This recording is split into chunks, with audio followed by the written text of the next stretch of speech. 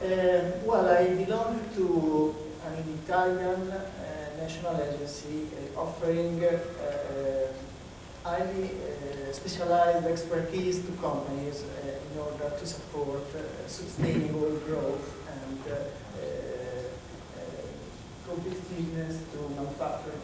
And in particular, I belong to a research center working on ceramic materials, and in particular, we offer research services and about new materials and related production technologies, and also try to transfer this technology into the production. And I'll give you a brief overview of what we have worked on in the years, and in particular oxide and non-oxide ceramics, ceramic coatings, and in particular we work on ceramics for mechanical application and thermomechanical application. So you need you need this kind of materials when you have to perform mechanical actions, mechanical functions at high temperatures, because metals cannot be used beyond 1000 degrees C, and you need to use something else. Also, another strong point of ceramics is corrosion resistance, and so they are used in the form of coatings to protect metals in industrial processes and high temperature processes.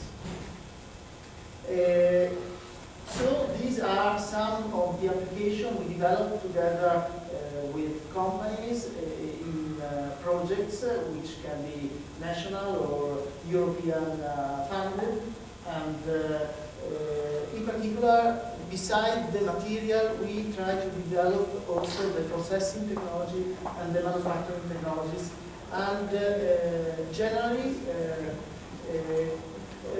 the ceramic are used starting from powders, which are pressed and then machined and finally sintered to produce the component. But recently, new technologies are being developed, and these are near-net shape, so they can produce the final shape in a mold without the problem of shrinkage. Ceramics tend to shrink during the process. This is a disadvantage if you need to produce a particular geometry, and it is a disadvantage because machining of ceramics is very expensive and time-consuming. So near-net shape processes are particularly interesting, and these processes, of which I'm going to talk about, produce near-net shape components which are fiber reinforced and which are aimed to thermo-structural application. These are the coating, some of the coating technologies that we work on in in ENEA, and in particular we've got also different technologies in other research centers, but I belong to a small research center which is only 30, it has only 30 employees, 30 people. And we've got, anyway, all the characterization techniques which are needed to develop ceramic materials, since it is not possible to develop one material with specific characterization. And finally, after producing the material, we also perform thermomechanical characterization and reliability evaluation, since we aim at thermo-structural applications. So we start studying the material itself and then apply models to predict reliability. These are the kind of thermomechanical characterization we can perform, and we offer all these expertise as services to private companies. These are some of the applications we have developed during the years. So we worked on many different topics, exploiting the materials we have talked about before. And today, the presentation anyway is about fiber-reinforced ceramic matrix composites. So we step back somehow to textiles. The aim is to combine the advantages of ceramics without their limitation. The advantages of ceramics is the capability to withstand very high temperature, but the limitation is, for mechanical application, is their fragile behavior. And so, by introducing fibers, you can skip and avoid the fragile behavior. And you can also increase the reliability, grip resistance, strength and toughness, and obtain pseudoplastic rupture behavior. There are different ceramic materials which can be fiber reinforced for different applications, and generally for different temperature working range you need different technologies. And in particular I'm going to talk about the very cheap composites which are aimed well for the transport and automotive and to produce fire-resistant panels. And also a bit about the very high performance composites for the higher temperature. The techniques to produce these materials are similar. We start from fabric, from fiber perform, which can be 3D or obtained by hand layup of 2D fabrics. And then a ceramic fiber must be introduced with particular techniques. Ceramic fibers are available commercially, but they are still quite expensive, but they can be bought and processed with these techniques. The ceramic matrix can be introduced starting from a gaseous precursors or from a polymer, and I show you both the techniques. In particular, this is a CVI plant, chemical vapor infiltration.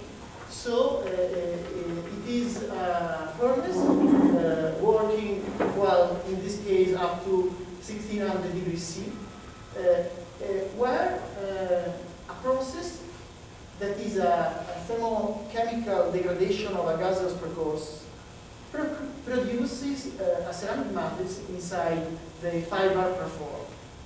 This is the plant way out, and these are the various components. So there is the furnace, but also other vacuum pumps, the scrubber, because you have byproducts which must be processed. And this is our available volume, and in which we can put the fiber perform to produce the components. Okay, of course, the system is controlled by a control room, and the advantages of this technique is that can produce these fiber-reinforced ceramics, which are certainly much more performing than traditional ceramics for thermomechanical application, but with long process time and high cost. The production of a component with these technologies require, let's say, 1 month, and so clearly the production costs are very high. But anyway, for particular applications, since the performance is really very high, these technologies are needed.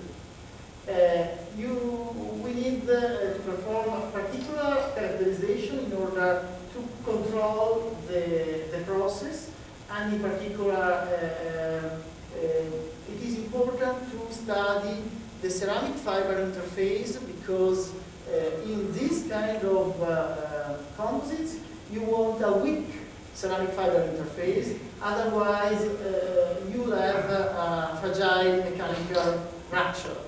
Because these ceramics are rigid materials, and so pseudoplasticity is a result of fiber pull-out during the breaking of the component. These are current examples of application of carbon-carbon composites. Of course, they are already used for several applications, and much more probably in the future will come. And what you produce by CVI is a pyrolytic carbon with this kind of structure. And anyway, the structure of pyrolytic carbon depends on the process parameters, and you have to control it with analytical techniques in order to optimize the mechanical characteristics to the application. And this is how the material is processed. Generally, you use a tool which is made of graphite, and you put inside the fabrics produced by André Yap, and then you obtain a progressive densification by depositing a ceramic matrix. In this case, a carbon matrix. This technology can be used also to deposit silicon carbide and obtain the same process also with ceramic fibers and the ceramic matrix. The problem is the production time. For example, this is a carbon-carbon composite which required 1800 hours of infiltration, and well, the mechanical performances are not so good. And so it is impossible to have application, for example, in the automotive because the costs are too high. What we are working now, in parallel to this research for the automotive, is a different approach in the infiltration. You can obtain a ceramic matrix also starting from polymers. In some cases, this polymer can be very cheap. So you start with the fiber perform where there are pores between the fibers, infiltrate with the pre-ceramic polymer. A pre-ceramic polymer is a polymer that can be transformed in ceramic. And with the process of pyrolysis, which is a thermal treatment without air, you produce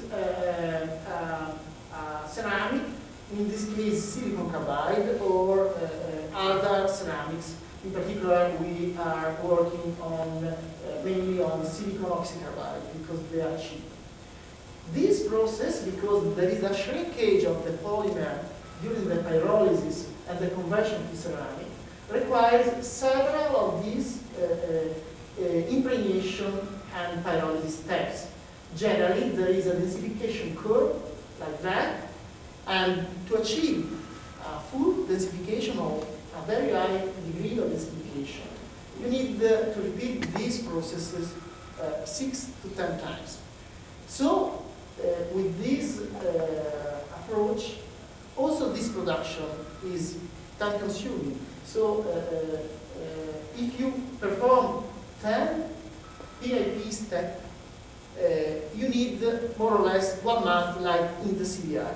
So, currently, at the industrial production, PIP is not used. It is preferred CVI, the technique I showed you before, because this technique, CVI is more easy, automated, and so it is easier to control the process. Anyway, what I will show you is that it is possible to reduce this number of pit steps. So reduce densification, make the fibers do the mechanical work, and obtain thermomechanical composites even with low processing times, with 1 or 2 days of process time to obtain the component. And these can be, let's say, compatible with an application in the automotive. This is our pilot plant. As usual, in ENEA, we try to work with facilities big enough to demonstrate the technologies to companies. And we started with the traditional way, studying polycarboxylanes to produce SiC. But the problem with this approach, which is currently used only for aerospace and military application, is, well, that polycarboxylane costs $2,000 per kilogram. And the yield, the ceramic yield is not so high. And so the final production costs are not so satisfactory. This is a typical microstructure which is still porous even after 10 PIP steps.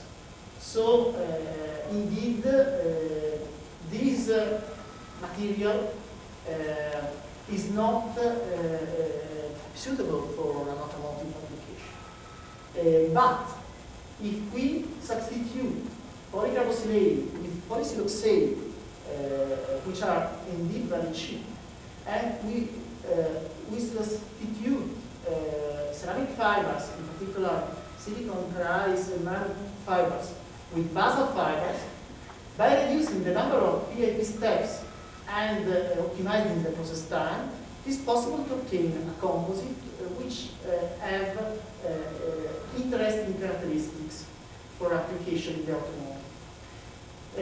For example, this is the result obtained by applying one pit step with polysiloxane to basal fibers.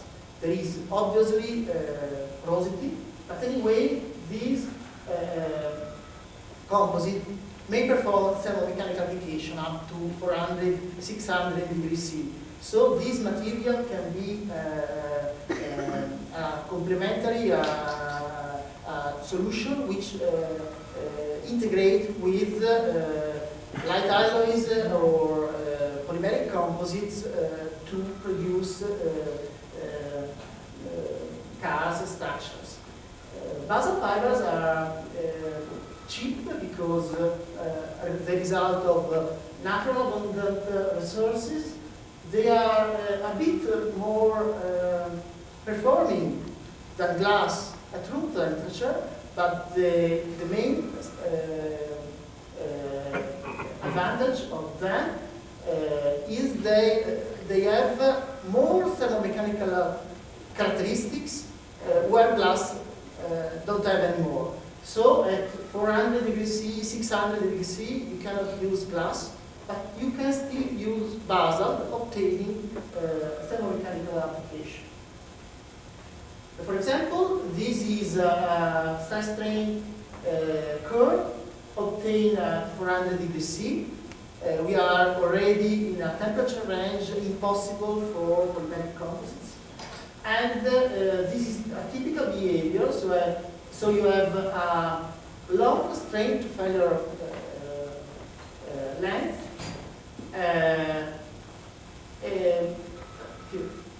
and pseudoplastic behavior. Pseudoplastic behavior which derives from progressive delamination and fiber pull-out. And the material appears to be interesting because the final density is below 2, so below that of light alloys, but the maximum application temperature is 600 degrees C, but the material can withstand also 1200 degrees C even if the material loses mechanical capability. This material can also be processed in vacuum without losing performance. And these are the typical microstructure which can be obtained in nitrogen flow and in vacuum, which are very similar. Somehow in vacuum you produce a bit more porosity, but anyway the mechanical characteristics are mainly due to the fibers, not to the matrix. So the fact that the porosity is a bit more high doesn't doesn't compromise the thermomechanical characteristics.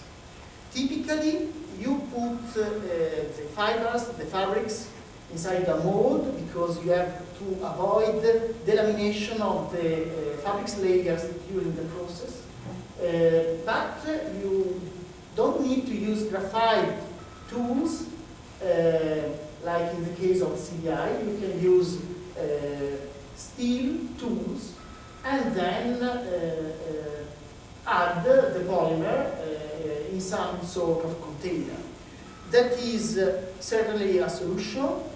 Anyway, it isn't the more convenient solution. We are currently working on the filament winding and prepreg in order to reduce the polymer amount, avoid polymer waste, and so lamination of pre-ceramic prepregs can be used to produce thin samples even without shrinkage, without deformation. So you can mold on a, you can produce a component on a mold by hand layup as for conventional polymeric prepregs, and that is a patent pending technology, and we would like to promote it also outside Europe. And you can do the hand layup also on plastic molds, and you can, of course, obtain it by rapid prototyping and 3D printing. That is our facility about 3D printing with polyamide. And the last approach to obtain, the last alternative approach to obtain basal fiber reinforced thermo-structural composites is the so-called, based on the so-called chemical bonded ceramics. So it is a kind of cements, let's say, so a material which can be processed at low temperature but can withstand a much higher temperature. For example, these are phosphate cements which can be processed at room temperature but can withstand 1200 degrees C. And they can also be fiber reinforced with basalt.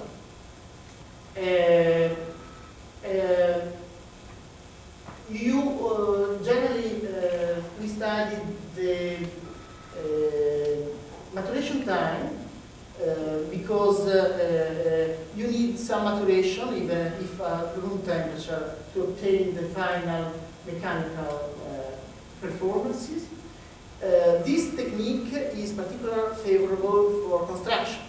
So the mechanical performances are lower than in the case of PIP.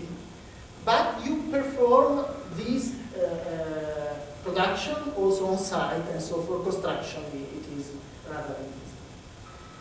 And in conclusion, so CDI is certainly the best technique for obtaining the most performing ceramic matrix composites, but for the automotive, for cheap production of components, PIP and CBC, chemical bonded ceramics, and polymer elimination pyrolysis are certainly more effective and are the techniques to be studied. And in particular, we studied the combination, we are studying the combination, we are presenting a proposal to the Commission about studying polysiloxane in combination with basal fibers. Basal fibers, during the process, produce a weak interface by cell development, and so you obtain what you want, that is a pseudoplastic rupture reagent. Another advantage of these technologies is that during the process of the polymer, you can add additive that nanosegregate during the pyrolysis, so you can introduce in this kind of composites functions. For example, we are working on self-healing, and the matrix obtained from polysiloxane is also naturally piezoelectric, so you can have a sensing capability of the damage of the component during usage. The Curie temperature is not so high, so this sensing capability is limited to, let's say, 100 degrees C, 150 degrees C. But anyway, it is something that the composite industry wants and look for. The mechanical performances which can be expected from a basal silicon oxycarbide PIP composite is around 150 to 100 megapascal at 400 degrees C. This is measured by 4.20 tests. And complete shapes can be produced certainly by using steam molds, but also without using steam molds, by applying filament winding and also lay up also on plastic molds. Initially, we studied CBC, chemical bonded ceramics, also for the automotive, but our final conclusion is that the mechanical performances at 400 degrees C are too low to be of interest of the automotive and the transport. So this is probably a better material for construction. Thank you, and ready for questions.